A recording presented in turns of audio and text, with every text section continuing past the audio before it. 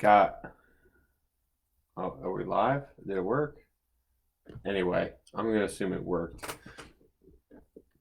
Welcome to the Tuesday night live session this week. This week we're going live every night. And so that way we can bring you guys as much value as possible. And so tonight we're actually going to go over how to hire a contractor. And this is a question we get all the time is how do you hire the best contractors? Lots of people hear all sorts of horror stories. And I'll tell you, a lot of them are true. Um,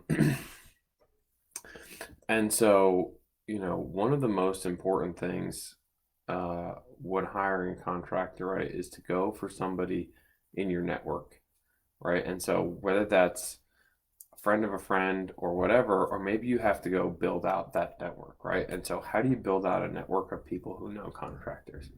REI clubs. That's a great place to network and find other investors. A lot of times they're willing to give referrals because maybe they'll get some sort of benefit from the contractor themselves, or maybe the contractor is just their buddy. Who knows? The second one is realtors. Realtors work with a lot of contractors, especially ones that work with investors. They're going to know the contractors in the areas. They're involved in the business. They're going to understand who you need to be talking to. And they'll typically have a lot of options. And then what you can actually do is you can ask subcontractors for the general contractors, right? So if you hire an electrician, you can ask them if there's any general contractors that they've worked with or any plumbers that they've worked with that actually they would suggest to you, right? And so just make sure you're not asking your electrician for another electrician, right? That should probably go without saying. And so the first recommendation is network.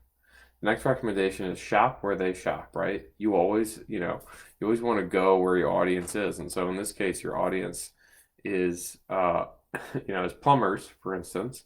You want to go to a plumbing supply shop, maybe go to Lowe's, Home Depot, and try and meet people there that look like they're in the business. And then, once you found a contractor, right? How do you go about hiring them, and making sure you're getting the best price? The number one thing to do is always to ask a bunch of questions to make sure you're comfortable, make sure everything you're covered on, and then get multiple prices for the same job.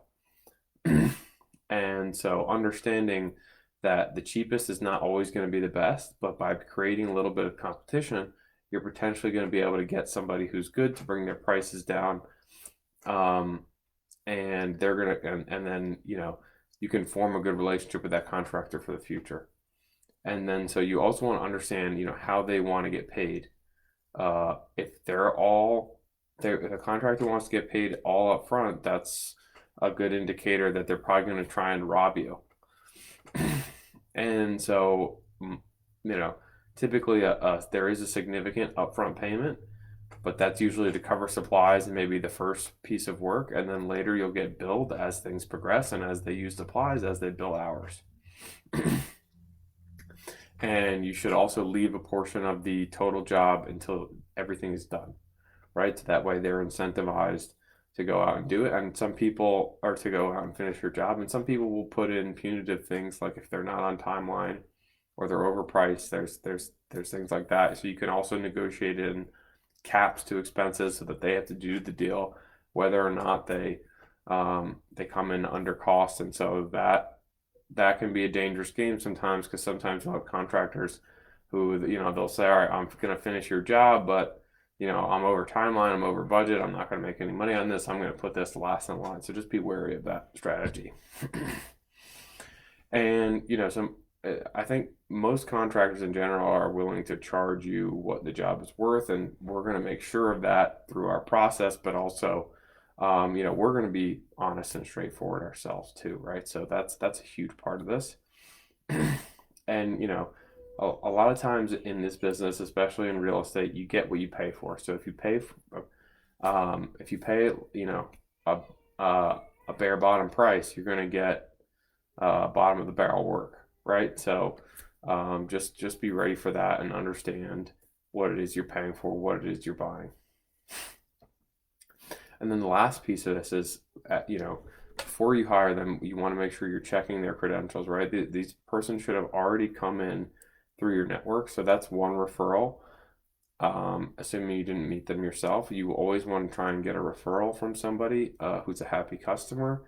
That way, you have some peace of mind that they have done a good job for at least one or two other people.